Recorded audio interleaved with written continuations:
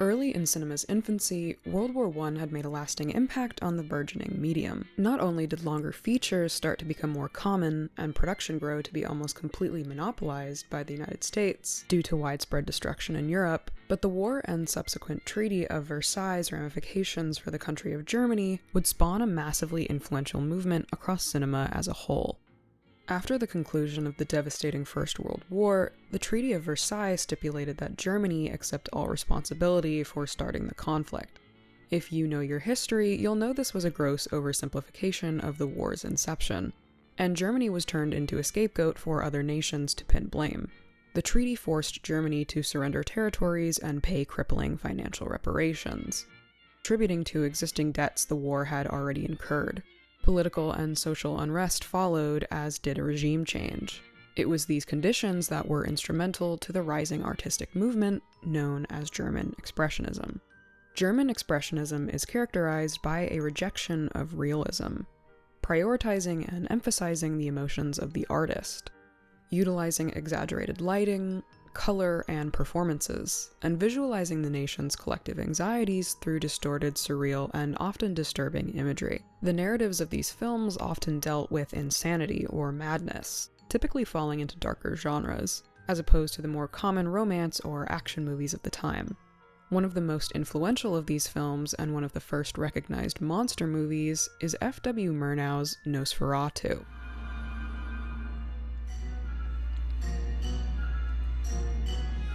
Released in 1922, Nosferatu was an unauthorized adaptation of Bram Stoker's Dracula, and remains a staple of early horror cinema, and its aesthetics. The concept of the film was born in the mind of producer Albin Grau, who fought on the Serbian front during World War I. Murnau, the film's director, also served in the war as a company commander. It's thought that the experiences of the film's production crew were key contributing factors to the content and tone of the final product. Expressionism would go on to highly influence horror and film noir, and after World War I disrupted domestic European film production, American cinema was poised to take over the market. German filmmakers who immigrated to the States would bring their influences with them.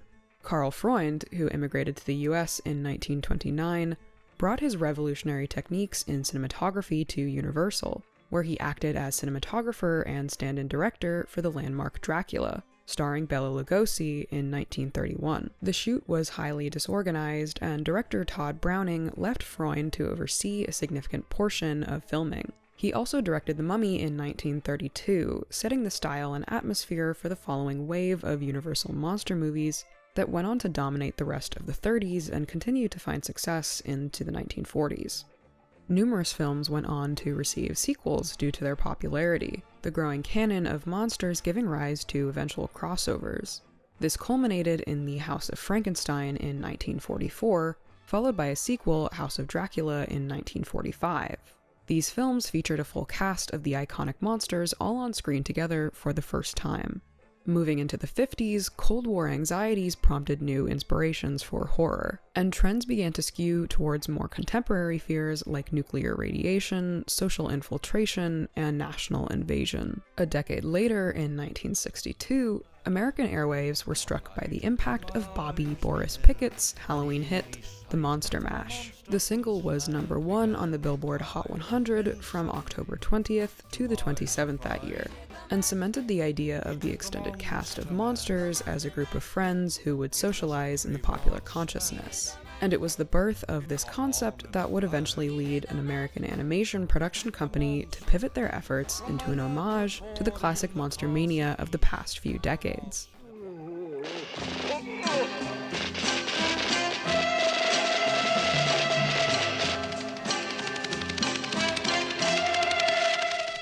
Rankin Bass Animated Entertainment was an American production company founded in September 1960, known today for its seasonal television specials, the most famous being those animated in stop motion. Created by Arthur Rankin Jr. and Jules Bass, originally under the name Videocraft International, the company saw major success with the special Rudolph the Red-Nosed Reindeer in 1964. The pair were soon approached by famous Hollywood producer and distributor Joseph E. Levine, who wanted to cut a deal with them to produce a full-length stop-motion animated feature film. Now working with a larger budget on a more prestigious production, the duo had the freedom to pursue a more ambitious script. And with the resurgence of interest in classic movie monsters in the mid to late 60s, Rankin and Bass decided to tap into the popular market, electing to produce a Halloween-oriented project. Harvey Kurtzman, the creator of Mad Magazine, wrote the script with help from writer Len Korobkin, while Mad artist Jack Davis created several of the character designs. Paul Coker Jr. and Don Duga, who would go on to work on Frosty the Snowman, Santa Claus is Coming to Town, and numerous other Rankin Bass productions, were the storyboard artists for the film, with Arthur Rankin Jr. producing and Jules Bass directing. According to the documentary produced on the making of the film, Rankin Bass was the first animation studio to utilize celebrity talent for their productions, having previously casted Burl Ives in the role of Sam the Snowman and Rudolph the Red-Nosed Reindeer. Oh, excuse me. Call me Sam. This is standard practice today, celebrities often making up the bulk of a feature animated film's voice cast. But big-name talent was not a common hallmark for animation until about 2 decades ago. It was predominantly the realm of theater, character, and voice actors, until the release of a little film called Aladdin. Aladdin! Hello, Aladdin. Nice to have you on the show. Can we call you Al, or maybe just Din? Robin Williams' casting in Disney's 1992 classic was so monumentally successful, it opened the floodgates for even more celebrity talent to begin streaming into voice acting roles. Studios like DreamWorks in particular electing to capitalize on bankable stars to draw attention to new releases. Bruce Willis, Gary Shandling, Steve Carell, William Shatner, Will Smith, Angelina Jolie, Renee Zellweger, Jack Black, Martin Scorsese, Ben Stiller, Chris Rock, David Schwimmer, Jada Pinkett Smith. In the 60s, this was a far cry from the norm, so the inclusion of more recognizable names gave the production a notable bump in stature. The studio was able to wrangle 2 big stars for the film. The first was Phyllis Diller, who stated that Joseph E. Levine directly asked her to be a part of the production. I was just thrilled when Mr. Levine asked me to make this animated film. I was thrilled out of my gourd. Diller was a highly successful comedian, actress, and musician, and one of the first female comics in the US to become a household name. After her stand-up career took off in the mid-50s, Diller gained national attention following an appearance on The Ed Sullivan Show in November 1960. She played a character called the Monster's Mate, a Bride of Frankenstein-inspired role modeled after Diller herself. I simply adored what the artist did with my persona. I loved the hair and the face and the silly dress, and I think she even had boots on. They took all my trademarks and put them in that little cartoon character. I loved her. Her celebrity co-star in Mad Monster Party was none other than Boris Karloff, the face behind Frankenstein's monster in the 1931 Universal classic. Karloff was and remains a massive horror icon, having reprised his role for sequel films as well as having played the part of Imhotep in the original Mummy. Karloff had acted in over 80 films by the time he assumed his most iconic role, but he had never before worked on an animated project. Karloff discovered he loved doing voice work so much, he went on to lend his voice to a few more Rankin Bass productions, and most notably to the Grinch for the original How the Grinch Stole Christmas. Karloff played Dr. Frankenstein, rather than his creation this time around, who assembles monsters from around the world to his castle on the Isle of Evil in the Caribbean Sea. The rest of the film's cast was rounded out by only 2 other performers. Singer and actress Gail Garnett portrayed Frankenstein's cunning and mysterious assistant, Francesca, while every other appearing character was played by one man, Alan Swift. Swift played a total of 15 different characters, including every single monster in the lineup. What are we going to do now? The film's stop-motion animation, coined as Animagic by the company, was produced overseas. Rankin Bass was one of the first studios to exclusively use overseas companies for animation production, a trend that continues in prominence to today, foreign studios making up a significant portion of the workforce. Basil Cox, an associate producer at Rankin Bass in the early 70s, said the company never really employed full-time crew members like other studios.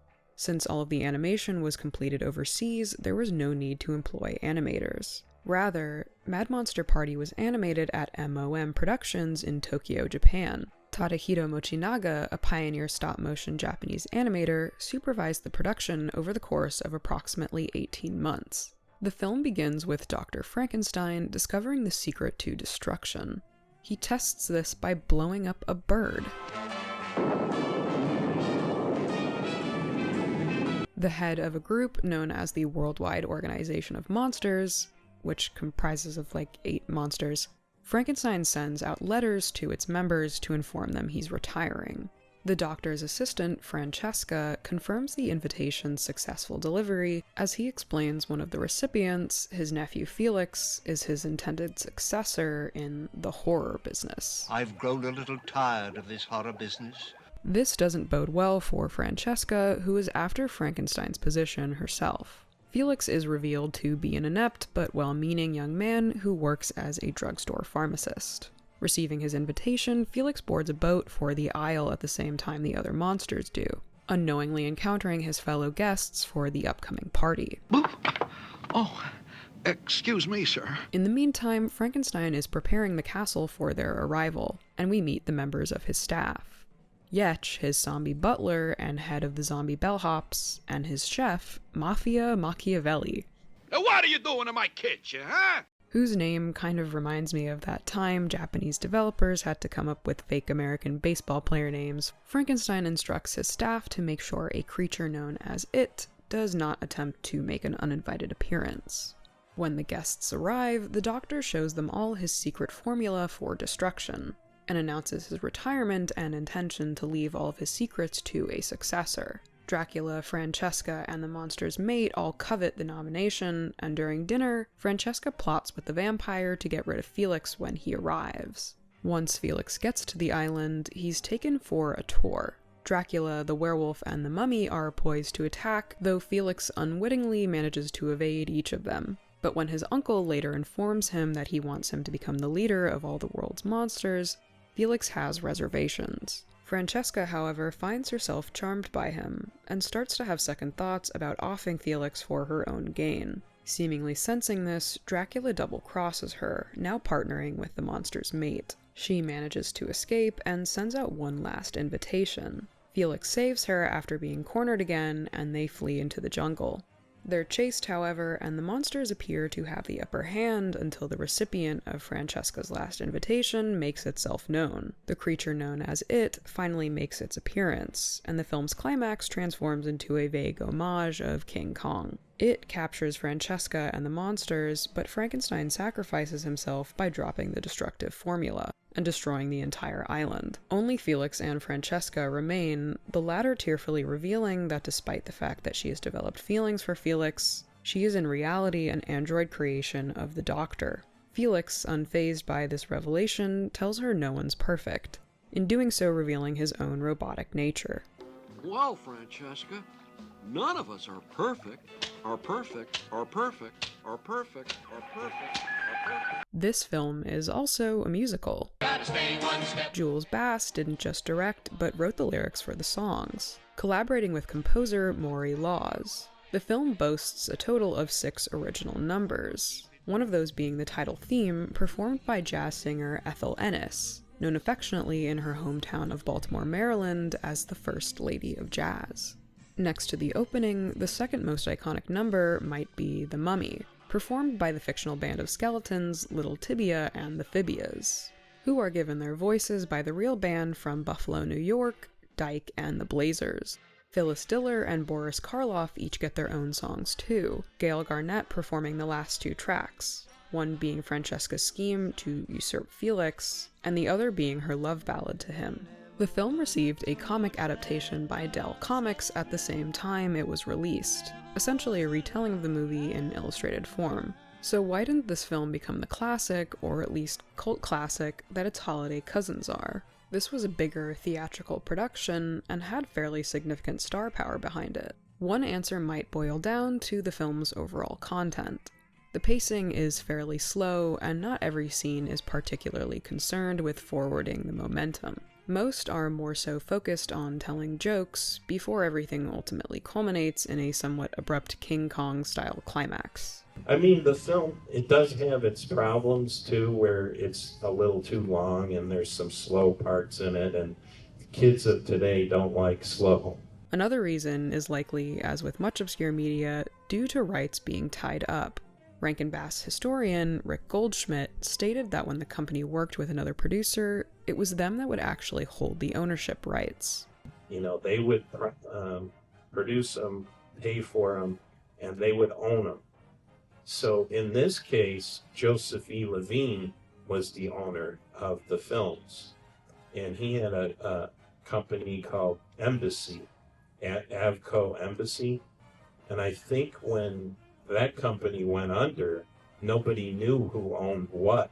With the tangled net of different production companies, distributors, and anyone else involved, Mad Monster Party probably got lost in the mix, and thus no one was able to productively make any efforts towards either preservation or redistribution.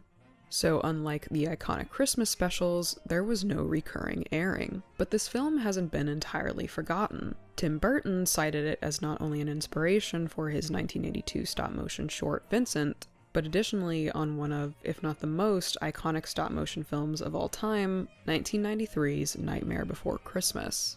And the techniques pioneered by Tadahito Mochinaga during its production no doubt influenced and contributed to the work done on these subsequent projects. Tragically, the original film negative was water damaged beyond any possible restoration, and after the film was broadcast on TNT for the Monster Vision block at some point in the 90s, the print was actually stolen. It's been the work of individuals and small indie companies that have kept the film alive, restoring and releasing both it and new versions of the complete score for modern audiences to enjoy.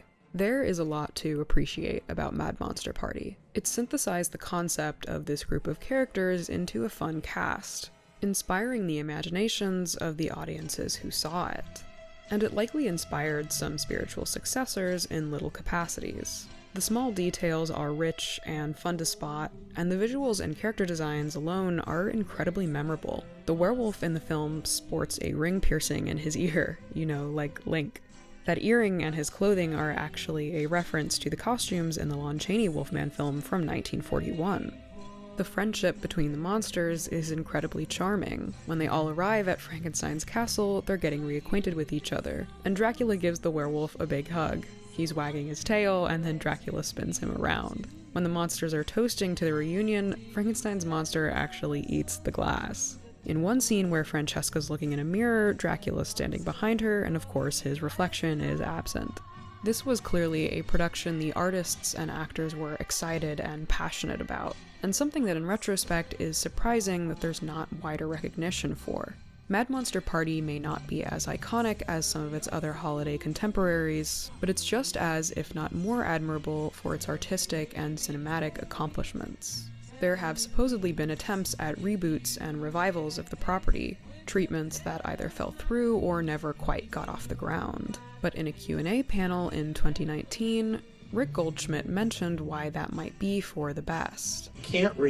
That's the thing, you can't remake Mad Monster Party because what makes it special is the animagic, and that was done in Japan by these incredible, talented puppet artists, and you can't take those same characters and make them CGI and expect to get the same kind of results, It just doesn't work. It just seems like anytime they remake anything, they never do it right, and I can't see them remaking a puppet film, better. If they did, it would just bring attention to the original, and that's the only good thing that would come out of it. And it makes for another memorable classic to enjoy when the season rolls around.